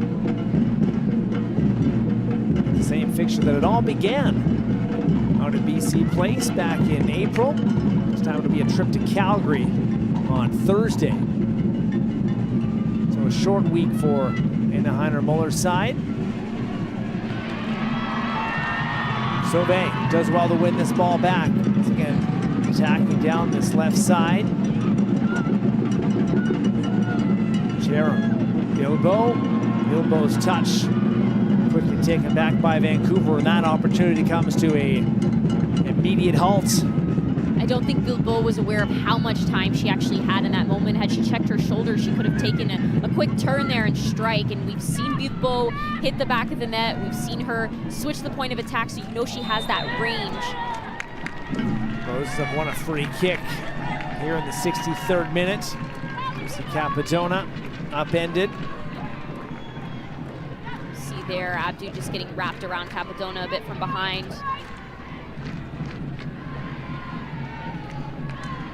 Capadona's had her fingerprints all over this season. Second in total passes this year in the NSL, and also 5th in touches. Right now has won a free kick for the Roses. As we creep into the midway point of half number 2. Minas is over top of this ball, sends in top of the penalty area, struck on by Monyard. Monyard goes down, Abdu was caught under her. She does end up connecting with Monyard, but in that specific situation, Matt, from that distance, you really want your delivery to drop right at the top of the 6 for your runners to be crashing, where the goalkeeper is forced to make a decision. Do they come? Do they go? And there's a lot of commotion in front of her where anything can happen. Corner kick won by the Roses here. Some activity around Robert Rorsatoyu. Montreal's just made the one change here so far, bringing in Felicia Watt. Might be a couple of more set to enter the match. Once again, it'll be Minas.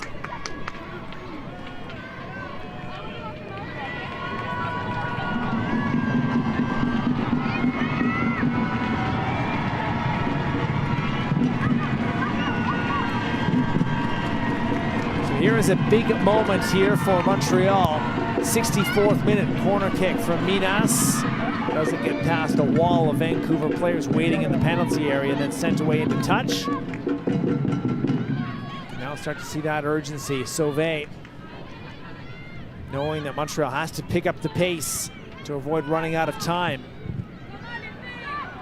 Fell 2-0 in the last home match to Calgary. And that was a stinger.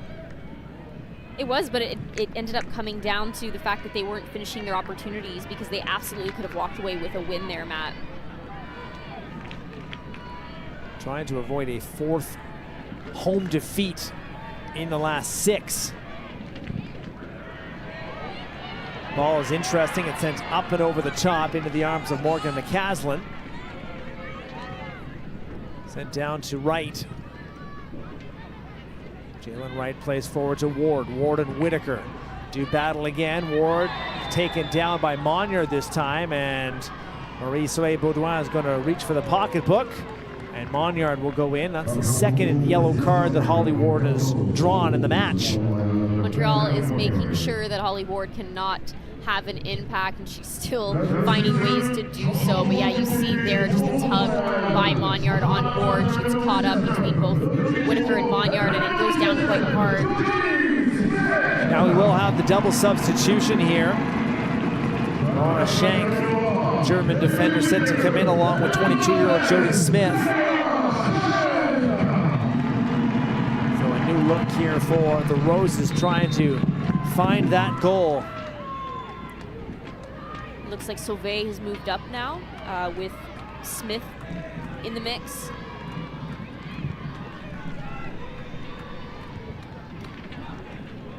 Two substitutions to go for the Roses. Whitaker is also playing on a yellow card, so she comes out. Stephanie Hill clears this away with Abdu. Not far off the pace. The goal back in the 10th minute. It's the first and only shot on target in the game for the Rise. Finished by Jessica Di Filippo.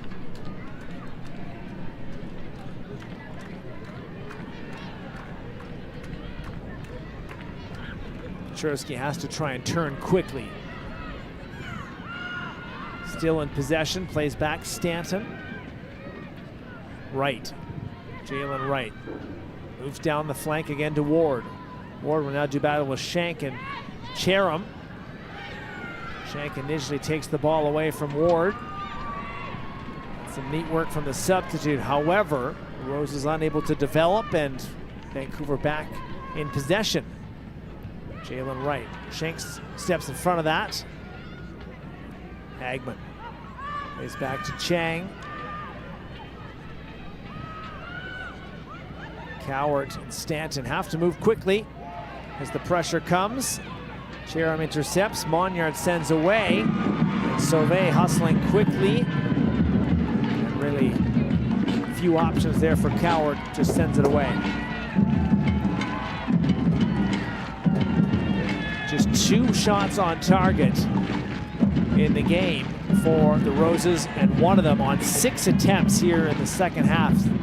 Have had chances. They have, and that's what I mean, Matt. They're a team that creates. They most definitely create a lot of opportunities, but they're not able to finish with precision in the end. So that's what has to be cleaned up from them. This might be the opportunity. Cheram strikes towards goal, and it's right across the face. And no one on that back post. Another opportunity. Second phase of this attack. Headed up again by Cheram. Ball just outside the penalty area now as Abdu comes back. Struck on towards goal, but it's a breadbasket catch for Morgan McCaslin. And another big opportunity here from Montreal. Yeah, it's a great opportunity for Montreal, and you see she tries to strike that on frame. I'm not sure if she's attempting to strike that on frame or she is hitting that back post, but based on her body positioning, it does look like she attempts to hit that back corner. There is nobody back post, as you said, Matt. The runners need to be in there in case you are missing the goal. So it needs to be better from Montreal as far as their precision in finding the back of the net, but also those runners in the box being in the right position, because you never know how that ball is going to fall. There were a few Roses that were caught flat-footed just in the penalty area as the ball went from one side to the other as McCaslin watched on. Here come the Rise. Ball to Abdu. Laid out wide. Cross comes in, back post, looking for Ward. Ball pops up, it's dangerous. Right around the penalty area, now struck on towards goal. And that one well off the target. Coming from Hagman. Vancouver continuously going down that right side, getting delivery into the box, and Holly Ward getting quite close there, and then Hagman there to collect that second ball. Again, not a great clearance. Vancouver is there to collect at the top of the 18, but haven't been able to really connect with the ball well to keep it on frame as of yet. Vancouver 5 wins, a draw, and a loss in its last 7 playing away from home. That away form could be a real factor in the 2-legged semifinal. course, this is a potential playoff preview as well. That 2-3 spot. Sure is.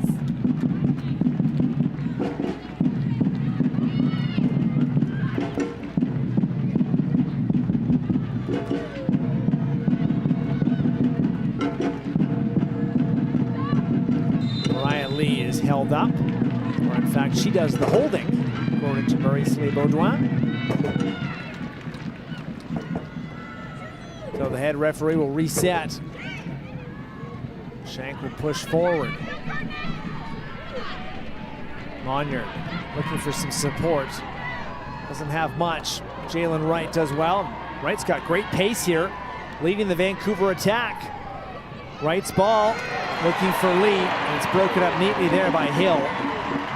Really well done by Hill. However, promptly gives the ball away. Chang and Ward back again. Ward spinning cross, headed on to Ward's goal. Not from Latifa Abdu. And Lambert has the save, and Abdu is slow to get up in the penalty area. I mentioned this earlier, Matt. It's difficult to connect with a ball when it's not completely driven across, and to really get that power in behind it to test a goalkeeper. So Abdu does well there. Holly Ward getting that ball into the box. It's a well-delivered ball, but not enough for Abdu to be able to really get that power to test Lambert in the end. Cherim takes a look at Wright. Cherim has a step, crosses in, back post, headed on, back towards goal, and there it is. Sauvé, hands to her head. Cannot believe she missed inside the 6-yard box. And another opportunity here that Montreal has slipped away. Cherim actually overhits this ball, but Montreal does well to keep it in. I believe that's Smith, but you're at the top of the 6. You have to do better with that. You see this ball well struck into the box, a little bit overhit, but Sauvé needs to be better. I know she has that pressure on her in there.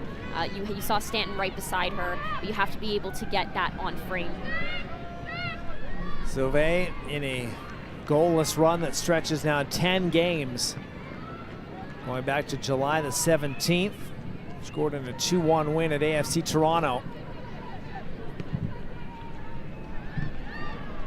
Robert Rosatoyu talked about being decisive in these critical moments, the chances. And it's another match at home that right now, Montreal is just not able to take that final step. Still over a quarter of an hour to go. Here's Holly Ward again. Ward and Wright down the near side. Wright will push a cross in, that's dealt with comfortably by the Roses. To the middle again. Sauvé and Wright. And it is Montreal on the throw.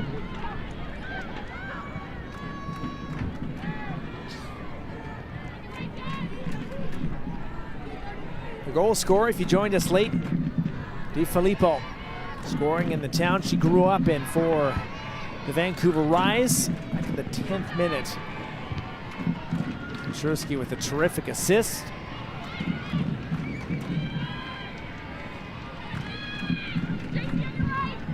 And Vancouver has held Montreal Roses to 3 shots on target and 12 attempts in the match. Roses have won a free kick here as Minas taken down.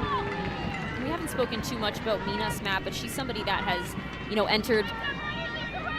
entered this team late, but she's really made herself known. I think that she adds a lot of that calm, cool, collected energy that's needed to be an outlet in the middle of the pitch. She finds her gaps well. She's always moving. She's checking her shoulders. She plays simple. She plays a lot of that 1-2 touch football, and that's really helped Montreal in their build-up.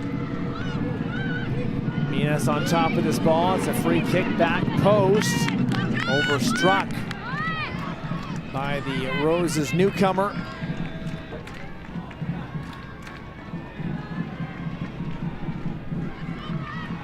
Third straight start for the Montreal native Chloe Minas today.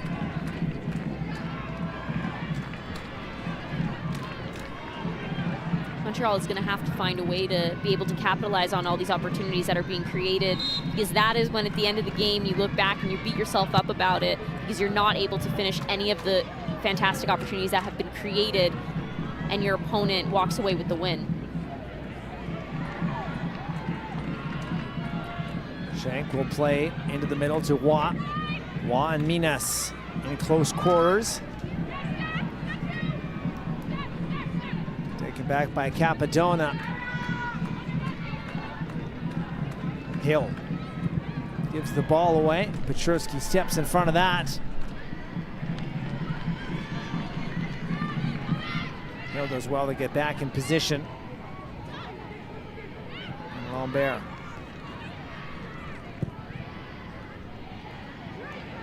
Good ball forward from Hill. Did well on that recovery. Wright wins that duel just in front of Cheram. And a big gap in the midfield that Vancouver will easily run onto.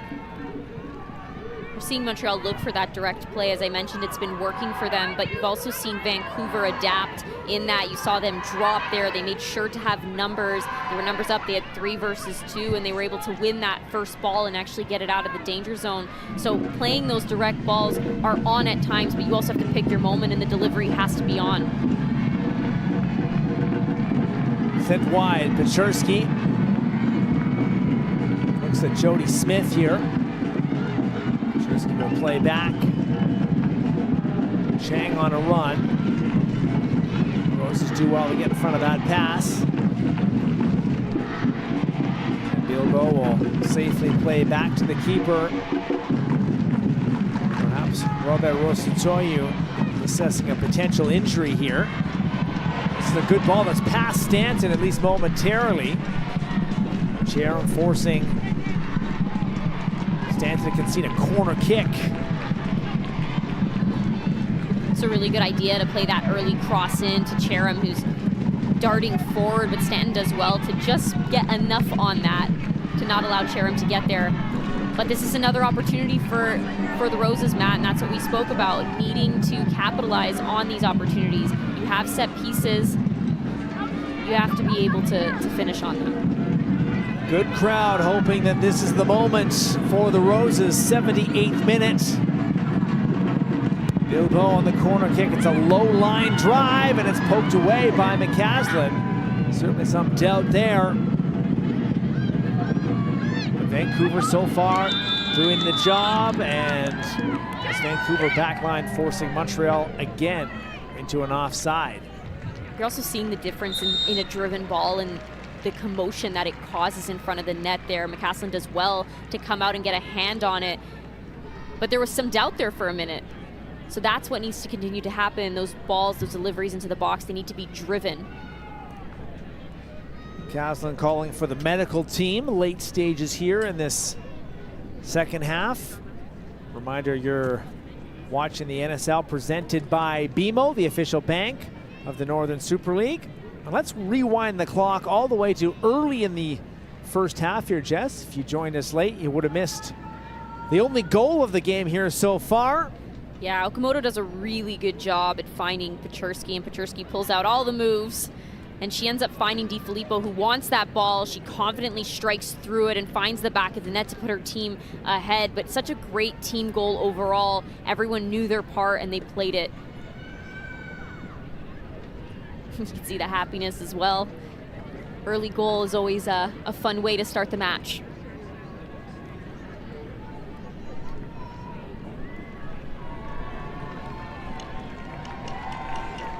Some activity on the Montreal touchline. Vancouver, we were talking prior to the game that just 2 losses in their last 12. They've done well to charge up the standings, but those 2 losses were big defeats. Lost 7-0 to Toronto and 3-0 to Ottawa.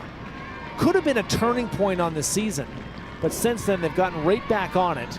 And it says a lot about the character of the players on this team. It's not easy to come back from a 7-0 loss and to be able to regroup and come out and do well the next matchup. So it does say a lot about the competitors that are on Vancouver and the quality of these players to be able to turn it around that next game and put out better performances.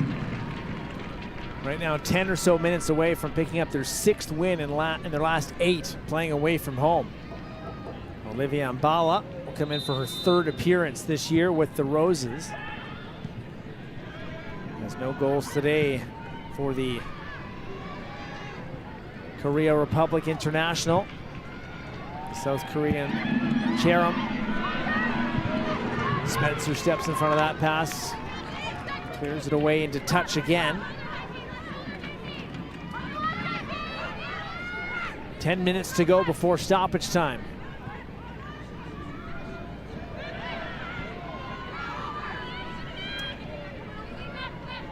Sauvé.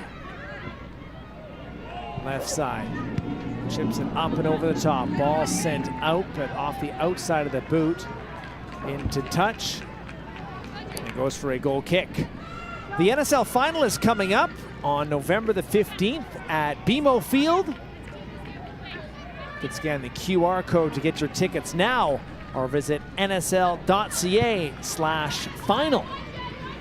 Mark that date down, November the 15th. A little bit of Canadian soccer history, no matter the teams.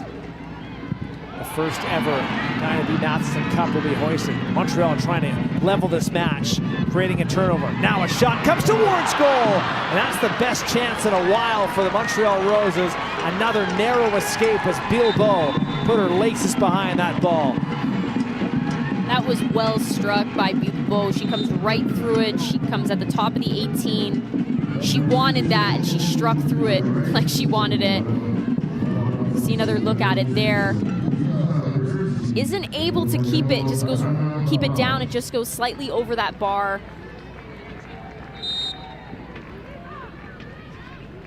Pecherski's afternoon has come to an end as Anna Bout, the Cambridge, Ontario native, coming in for her 6th appearance. Also a mid-season addition to this Vancouver team.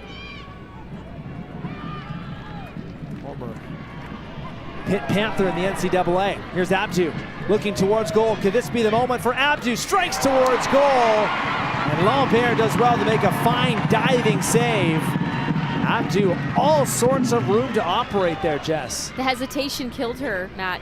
There's no reason for her to hesitate in that. She needed to continue to drive forward. I think she wasn't sure if Hill was going to come to her or stay in between her and Lee, as she ended up doing. But Abdu had all the space to make something happen there. She did go back to her right foot, and you can see here that hesitation. She's going to play it, not sure what Hill's going to do.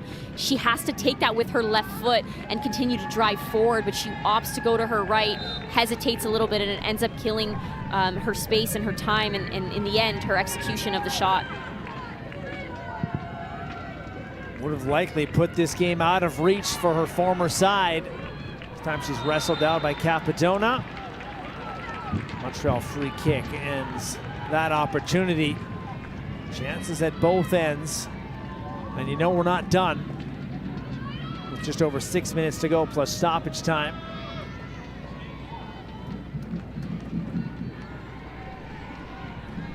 Montreal still without Noemi Paquin, who was in good form before an injury derailed her progress. Rosatoyi saying that making good progress but not ready, so the big question is likely going to be the playoffs for Paquin. They're also missing Boychuk today, who has been a huge player for them. She's typically in that target role and makes things happen coming off the front. Collision as the ball is sent to the top of the penalty area. Bala looking for Sauvé. That was countered by the Rise.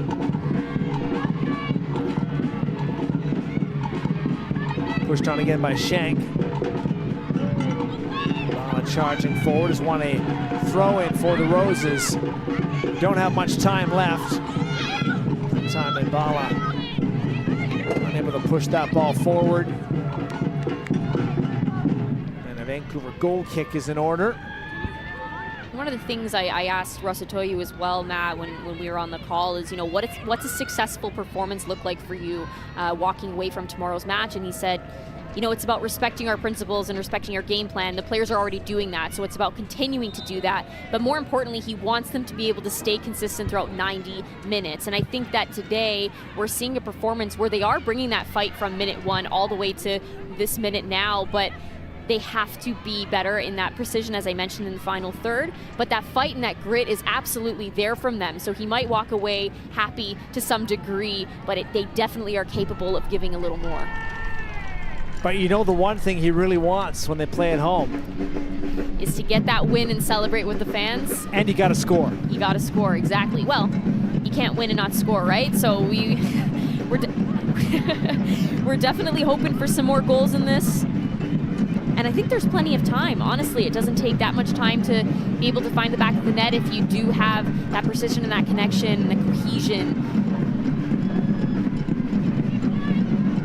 Definitely got me there, Jess. You gotta win. You gotta score. Gotta score to win.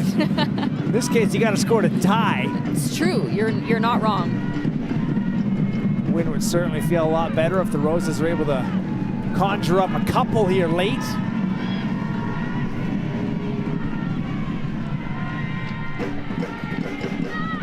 I feel like every game there's at least a couple of checkmates that you just get me. Bam. Right now, Robert Rosatoyu is watching on as Roses continue to put high pressure on Vancouver.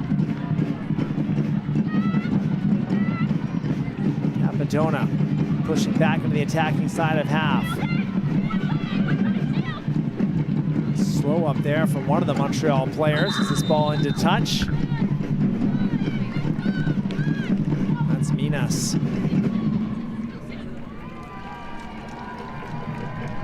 Wondering if it's just a cramp. It looks like she's holding her calf. Hopefully it's nothing too serious.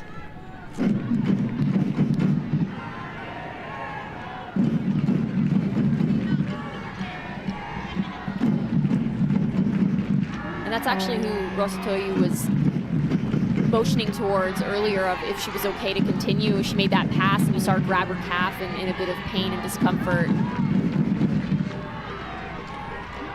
That's going to be the change right now as Mara Bouchard quickly puts the socks on. Not a good situation here as no weight being put on by Minas as her afternoon comes to an end. Let's have another look here.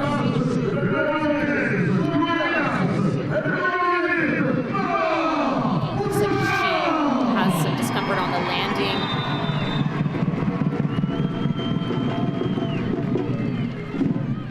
So 88th minute.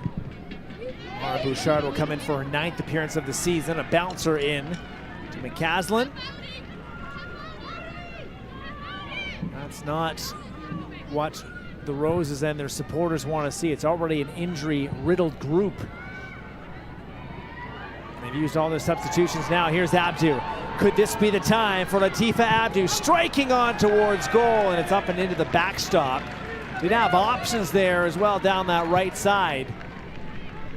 She wants to put this game to bed. She does. You can see she's been knocking on that door all game long, Matt, but just leans back a little bit too much on that. Wright steps in front of that pass. Chang plays forward. Ward and Mbala meet. Sent away again by Montreal. Stanton has to deal with Sauvé, and Sauvé is pressuring her. The veteran Stanton goes down. Play continues on. Wright back in. Vancouver's got to be careful. Cleared away from danger, off of Ward into touch. And that fight from Sauvé, that attitude to continue to go to that final whistle is exactly what Rosatoyu is speaking about. That is the attitude he wants. That's the resilience he wants to see from them. And of course, it's their captain that's out there setting the example. All eyes will be quickly on the fourth official, which is Miriam Marcotte today. How much stoppage time? Abdu. Can she spin and go? No. Capadona read that well.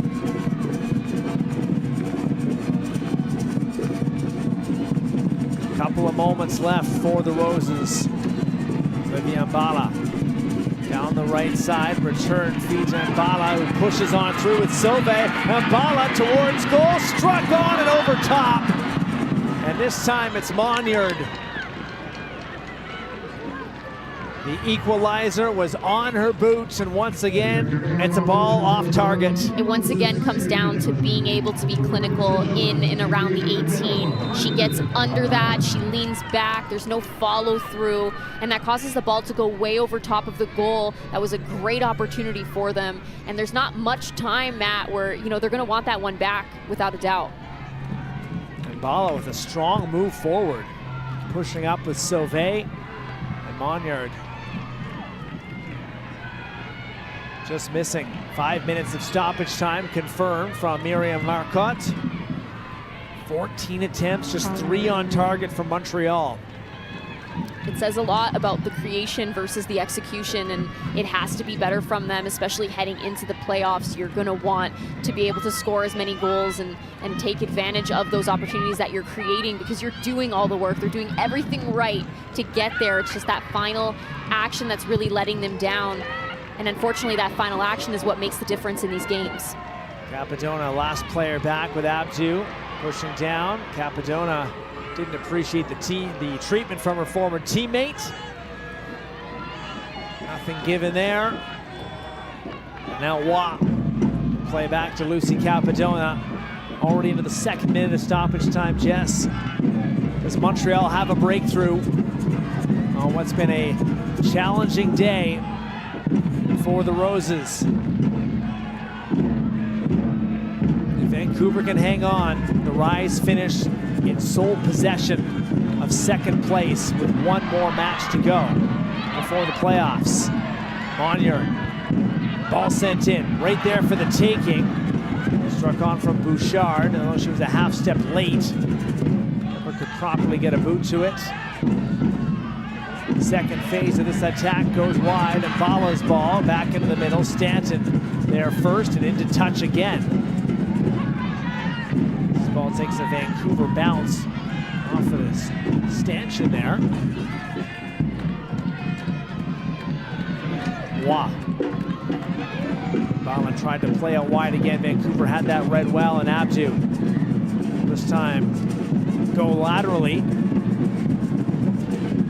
Time is on Vancouver's side. This is Bout. First touch will take on Smith.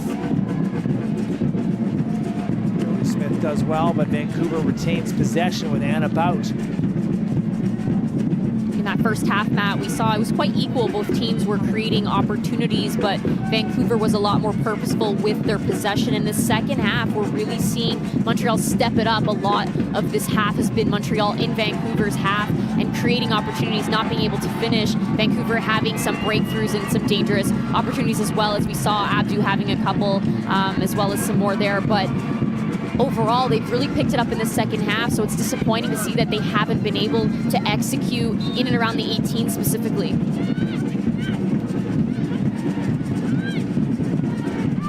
Lee and Abdu try and master the art of taking a few seconds off as the clock continues to tick.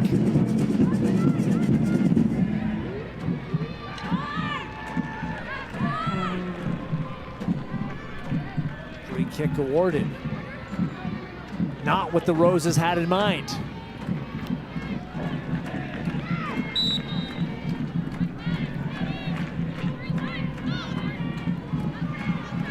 Vancouver continue to opt to keep that ball in that corner. A lot of cleats flying around in there. Finally dug out by Montreal, but taken back by Ward. And Ward in no hurry as well.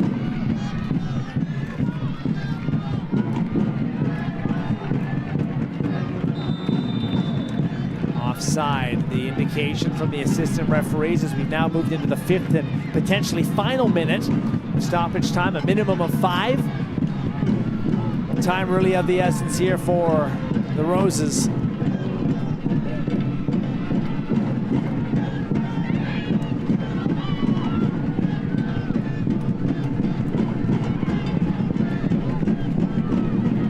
Trying avoid being blanked at home for the second straight match and the third time in 5.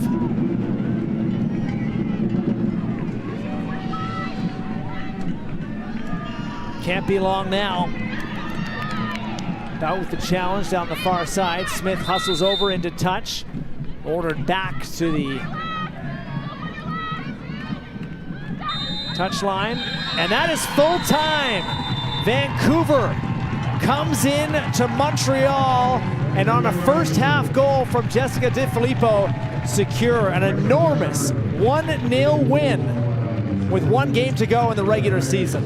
It's a well-done performance overall from not only DiFilippo in getting that goal, but from the Rise. They did everything to be able to capitalize on that opportunity, and then they kept that lead comfortably. You saw them do everything they needed to do to keep Montreal from getting getting a goal in the back of the net. Montreal just wasn't executing in that final third. The creation was there, the hunger was there. You saw them specifically in that second half really come out with a new attitude. They were fighting from minute 1, Matt, but they had a bit of that change in that second half where they wanted it more, but it wasn't enough in the end. Abdu as well, putting in a good performance. 90+ minutes for Latifa Abdu, multiple big chances. But as she told us in the pregame, what's important today? The 3 points, and the Rise will head back for the final match of the regular season. And this is how Vancouver got the 3 points today in the 10th minute. Okamoto sending things out wide. Pechersky with some great footwork, and the rest belongs to DiFilippo. Again, great finish from DiFilippo, clinical. You see the confidence. She wants that ball. Pechersky pulling out all the moves, but she places that like an absolute pro. She strikes through it well. It's a great team goal. DiFilippo, lots of love for the Montreal crowd where she grew up, and she helped Quebec to a win in the Canada Summer Games back in 2017, but this time doing the damage against the Roses. Here's a look at the final statistics. That will really frustrate Montreal. Just 3 shots on target, 15 attempts. It's another clean sheet from Morgan McCaslin, her NSL leading 9th of the season.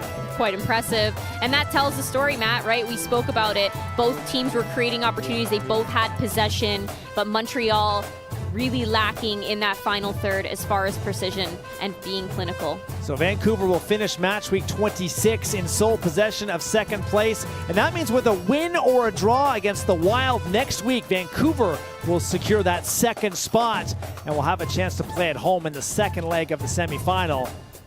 And of course, we do have one more game to go in this match week. You can catch it across the network on CBC TV and of course right here on CBC Gem. Happening right around now, in fact. Kickoff at McMahon Stadium. The Calgary Wild taking on the Halifax Tides. Hope you can stick around for that one. On right now, CBC TV. DiFilippo knew that this was a big spot for her team, and she delivered on a big-time goal. Pechersky and Okamoto set her up. And Vancouver will head to the final week of the regular season in sole possession of second place. For Jess Lisi and all of our hardworking Northern Super League crew, thanks for joining us on this sunny Saturday in Laval. I'm Matt Cullen. More NSL action coming up.